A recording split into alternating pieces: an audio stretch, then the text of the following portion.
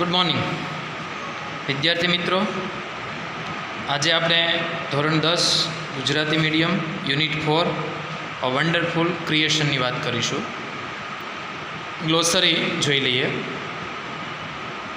Concentration, attention, એકાગ્રચિત્તે, ધ્યાનથી.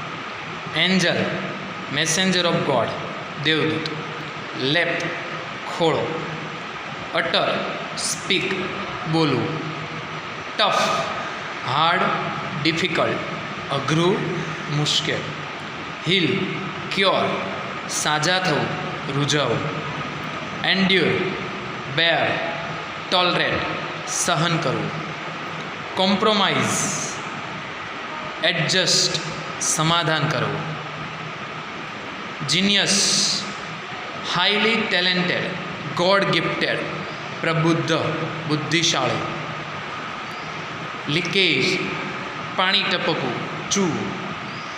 મે be, perhaps, કદાચ. એક્સ્ટ્રીમલી, વેરી મચ, ખૂબ જ, અત્યંત. રિપ્લેસેબલ, ઇન પ્લેસ ઓફ, ને બદલે. પઝલ, કન્ફ્યુઝ, મૂંઝવણમાં મુકાઈ જવું. માઇટી, પાવરફુલ, શક્તિશાળી. સ્ટાન્ડર્ડ, ક્વોલિટી, વસ્તુનું લેવલ, વસ્તુની ગુણવત્તા. મોરઓવર, એડિશનલી, આ ઉપરાંત, વધારેમાં. રિફ્યુઝ, રિજેક્ટ, ડિનાય, મનાઈ કરવી, નામંજૂર કરવું. ઇરિટેટ, એનોય, ગુસ્સે થવું.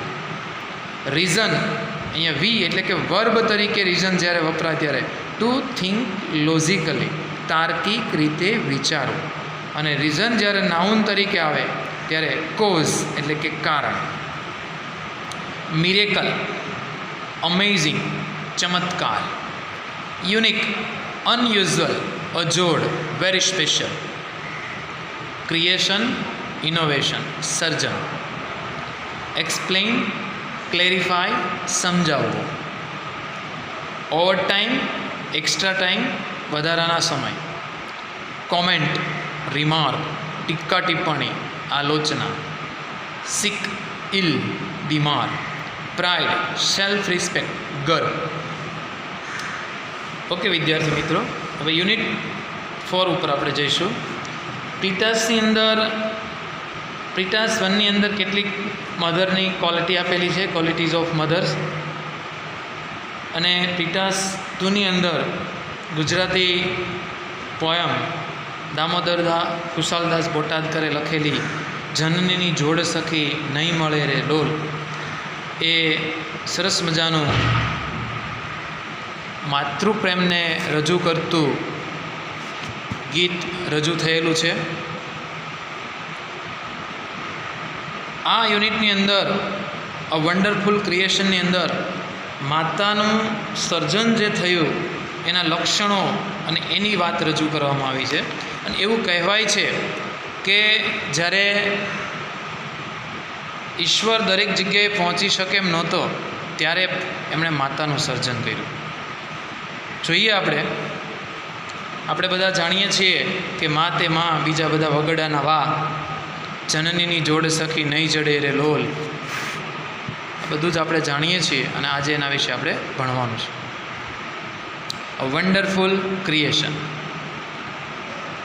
હવે બીજું કે આ પાઠમાં ખાસ કરીને કયું વાક્ય કોણ બોલે છે તે ખાસ ધ્યાનમાં રાખજો. The good lord was extremely busy that day. હવે જ્યારે માતાનું સર્જન કરતા હતા ઈશ્વર, ત્યારથી શરૂઆત થઈ છે. એટલે એમ કહે છે કે ભગવાન એ દિવસે ખૂબ બિઝી, કાર્યક્ષમ હતા, વ્યસ્ત હતા. He was in to his 6th day of overtime. આજે 6 દિવસથી, લાસ્ટ 6 ડેઝ, 6 દિવસથી ઓવરટાઈમ કરીને, વધારાનો સમય કામ કરીને, રાત દિવસ એક કરીને એ આ માતાનું સર્જન કરતા હતા. When he was working with full concentration. અને જ્યારે તે એકાગ્ર ચિત્તે આ કામ કરતા હતા તે સમયે એન એન્જલ એપિયર્ડ એન્ડ કોમેન્ટેડ. એક દેવદૂત પ્રગટ થયો ત્યાં અને એમણે આ ભગવાનના કાર્ય વિશે ટીકા ટિપ્પણી કરી. શું કહ્યું જો એન્જલે, કે you are taking so much care for creating this creature. એને ખબર નથી કે આ કોઈ માતાનું સર્જન થઈ રહ્યું. એને એમ કે ઈશ્વર આ દરેક બ્રહ્માંડની રચના કર્યા પછી પૃથ્વી ઉપર જે દરેક સજીવો, દરેક પ્રાણીઓની રચના કરે એમ કોઈ પ્રાણીની રચના કરતા હશે, એટલે એ ક્રિએચર શબ્દ મૂક્યો. અને એમણે કહ્યું કે તમે આ જે પ્રાણીનું સર્જન કરી રહ્યા છો, જે સજીવનું સર્જન કરી રહ્યા છો, you are taking so much care, અને એમાં તમે ખૂબ જ કાળજી લઈ રહ્યા છો, બહુ ધ્યાનથી ઝીણવટપૂર્વક બનાવી રહ્યા છો. શું છે આ? That's true said the lord. ભગવાને કામ કરતાં કરતાં જવાબ આપ્યો કે હા, તારી વાત સાચી છે. પછી ભગવાને પૂછ્યું, do you want to know the details? તારે એમની ડિટેલ્સ જાણવી છે? એટલે દેવદૂતે કહ્યું, વોટ આર ધે? શું છે? The angel was curious. એન્જલને આતુરતા થઈ, જાણવાની ઈચ્છા થઈ કે ભગવાન આ શું કરી રહ્યા છે, શેનું સર્જન કરી રહ્યા?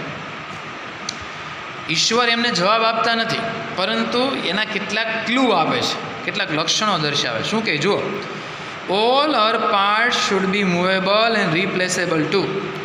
ઈશ્વર ભગવાન એમ કહે છે કે હું જેનું સર્જન કરી રહ્યો છું તેના દરેક ભાગ એ મૂવેબલ એટલે કે હલનચલન થઈ શકે એવા, અને રિપ્લેસેબલ ટુ, અને રિપ્લેસેબલ પણ છે. She has a lap. તેણીને એક એવો ખોળો છે કે that disappear when she stand up, કે જ્યારે તે ઊભી થાય છે ત્યારે અદૃશ્ય થઈ જાય. જો માતાનો ખોળો જે છે એ એક ઓન ધી સ્પોટ તત્કાલીન આસન કહી શકાય, તત્કાલીન સોફો કહી શકાય બાળક માટે.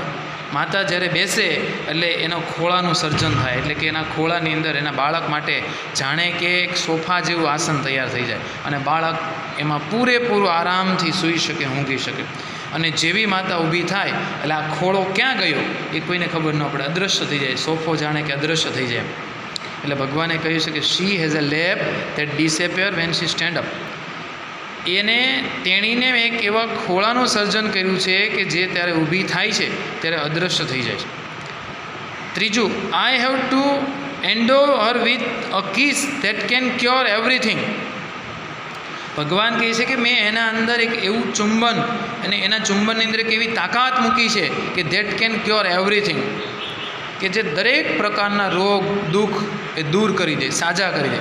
From a broken leg to broken heart. તૂટેલા પગથી માંડીને તૂટેલું હૃદય સુધી.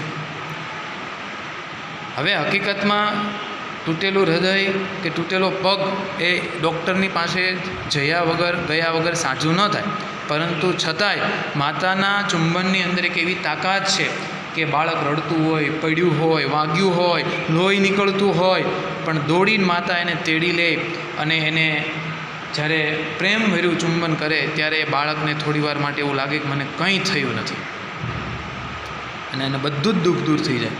મોરેવર she has to have 6 pair of hands. આ ઉપરાંત હું એમને 6 જોડી હાથ બનાવવાનું વિચારી રહ્યો, 6 pair. She must be able to run on any food available. બીજું કે આ તેણીનું હું જે સર્જન કરવા જઈ રહ્યો છું તે જેટલો પણ ખોરાક એની પાસે હશે એનામાંથી એ ચલાવી લેશે, પોતાના કુટુંબનું ભરણ પોષણ કરશે. And should have 3 pairs of eye. અને 3 જોડી આંખ બનાવવાનું વિચારી રહ્યો છું. ભગવાને આટલા ક્લુ આપ્યા. જોઈએ આગળ. The angel shook his head slowly and said. દેવદૂત આ બધું સાંભળતો હતો અને પોતાનું માથું હામાં ધૂણાવે જતો હતો. અ માઇટ ઇમ્પોસિબલ ટાસ્ક. અને પછી એમણે કહ્યું કે ભગવાન, અશક્ય કાર્ય, તમે આવું સર્જન કરી જ ન શકો. 6 pair of hands, 3 pairs of eyes. I suppose 6 pairs of hands, no way. 6 જોડી હાથ શક્ય જ નથી, નો વે, એની કોઈ જરૂર જ નથી. No, these hands are not a problem for me. ભગવાન એવું કહે છે કે આ હાથ બનાવવા 6, 12 કે 10 જેટલા બનાવવા એ મારા માટે કોઈ મુશ્કેલ કાર્ય નથી. હું ધારું તો બનાવી શકું. It is the 3 pairs of eyes that the mothers have to have. Lord look puzzle. પણ એમ કહે છે કે 3 જોડી આંખ બનાવવી કે મૂકવી, ક્યાં મૂકવી, એ મારા માટે બહુ મુશ્કેલ કાર્ય છે. અને એટલે આપણે જોઈએ છીએ કે દેવીઓની મૂર્તિઓ તમે જુઓ છો તો 4 હાથ 6 હાથ 8 10 હાથવાળી મૂર્તિઓ છે, છતાંય કેટલી બ્યુટીફુલ સુંદર લાગે છે. તો એ 5-10 હાથ બનાવવા એ ભગવાન માટે કોઈ અશક્ય કાર્ય, પણ આંખ તમે જુઓ મૂર્તિની 2 જ હશે, આટલા હાથ હોવા છતાં આંખ તો 2 જ હોય છે. એટલે ભગવાન કહે છે કે જો 3 જોડી આંખ હું બનાવવાનું વિચારું છું એ મારા માટે મુશ્કેલ કાર્ય છે. Oh, so you are creating a standard model of mother. પછી હવે દેવદૂતને ખબર પડે, તો તમે માતાનું કોઈ અદ્ભુત સર્જન કરી રહ્યા છો, દેવીનું, બરાબર. But 3 pairs of eyes, what for the angel got interested. તો પછી તમે આ 3 જોડી આંખ બનાવવાનું શા માટે? ભગવાનની આ વાત ઉપર એ વાત જાણવા માટે દેવદૂતને રસ પડ્યો. શા માટે? અને એનો જવાબ આપતા ભગવાન કહે છે, 1 pair that sees her children through closed door. એક જોડી આંખ એટલા માટે કે જે પોતાના બાળકને બંધ દરવાજાથી જોઈ શકે. બીજી જોડ આંખ, another pair to look at the children and say, બાળક સામે જોઈને કહેવાનું, I understand and I love you without uttering a word. શબ્દ બોલ્યા વગર કહેવાનું કે હું તને સમજું છું, જાણું છું અને હું તને ખૂબ જ પ્રેમ કરું છું.